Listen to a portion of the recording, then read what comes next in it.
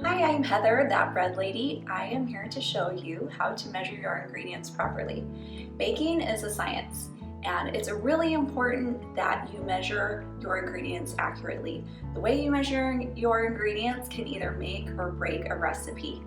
And there are certain ways that some ingredients need to be measured out. I'm going to go ahead and go through those with you now. Be sure to use a dry measuring cup for dry ingredients and a wet measuring cup for wet ingredients.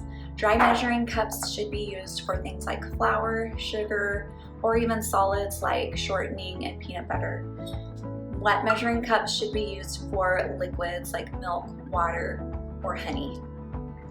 The most important ingredient to learn how to measure accurately is flour. Having too much flour in a recipe can give you dry or dense results. So it's really important to know how to measure your flour the most accurately that you can. If you're going to be measuring your flour by volume, which is using a measuring cup, be sure to use a dry measuring cup. And whatever container you have your flour stored in, go ahead and grab a spoon and you're going to fluff that flour up. As flour sits, it compresses, and so it's important for us to aerate it and get that flour nice and fluffy before we measure it out. Then you're going to take your measuring cup and spoon the flour into that measuring cup. Once you get past the top, you can use the straight side of a knife and go ahead and level that off. That's going to give you the most accurate measurement by volume. The most accurate way to measure flour is by weight. So if you have a food scale, go ahead and turn your food scale on. Make sure it is set to 0. A cup of flour is going to weigh 120 grams or 4.25 ounces. That will give you the best way to measure out flour. A cup isn't always a cup, but a gram is always a gram. So if you really want to pay close attention to how much flour you're adding to a recipe, go ahead and measure it by weight. When you're using a wet measuring cup, make sure that you get eye level with the marking on your measuring cup. Being eye level with that is going to give you the most accurate reading for your wet ingredients. When you're measuring granulated sugar, which is white, grainy sugar, you can just go ahead and scoop your dry measuring cup in there and level it off with a knife. When you're measuring brown sugar, usually a recipe will distinguish between using packed brown sugar or not. If it does not say to use packed brown sugar, then you can just assume that you can scoop the brown sugar in there and just level that off with a knife.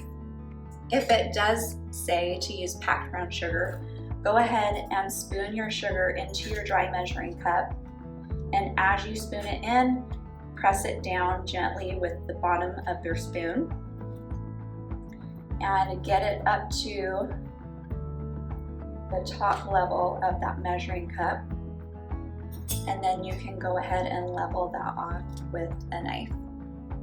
Whenever you're adding eggs to a recipe, always make sure that you crack your eggs into a separate container.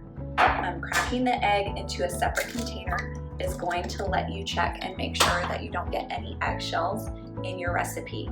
Be sure to crack it into a clear container so that you can check the bottom and all of the sides for any pieces of broken shell.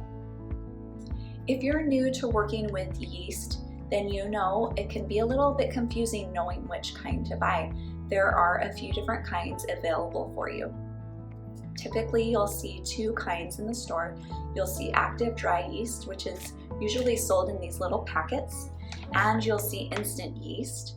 So active dry yeast should be used in breads that require a longer proof period or rise time. Typically, that would mean a sourdough loaf or a rustic loaf or some kind of an artisan bread where you're needing to proof it or rise it for a longer period of time.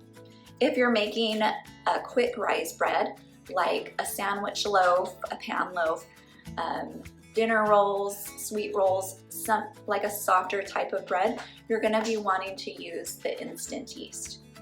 Instant yeast, you can just go ahead and add that directly to your flour in a recipe and mix it in just like that. For active dry yeast, you're gonna need to proof this ahead of time and make sure that the yeast isn't dormant, that it is active and that it's going to be working in your recipe. So the way you activate your active dry yeast is you can go ahead and whatever the amount that the recipe is calling for, go ahead and measure that out, and you're going to pour that into a bowl that has 1/4 cup of warm water and a teaspoon of sugar.